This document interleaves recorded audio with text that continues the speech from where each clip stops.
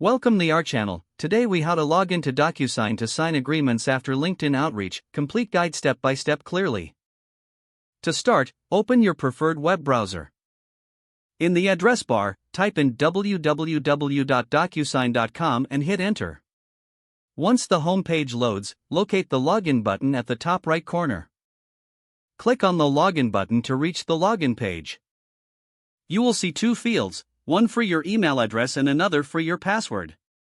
Enter the email address associated with your DocuSign account in the first field.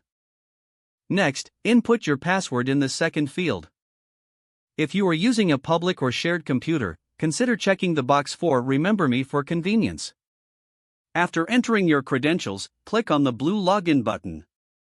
If you have forgotten your password, click on the Forgot Password link.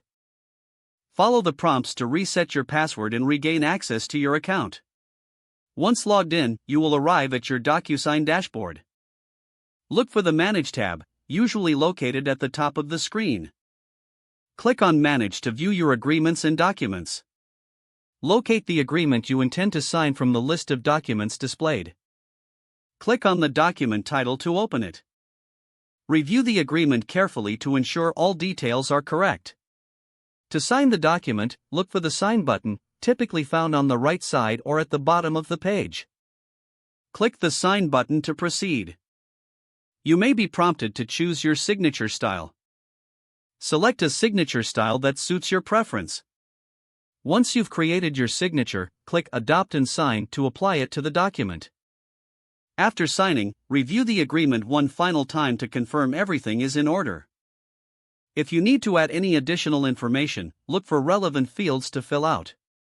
Once complete, scroll to the bottom and click the Finish button to finalize the process. Congratulations, you have successfully signed your agreement on DocuSign after your LinkedIn outreach. You will receive a confirmation email once the signing process is complete.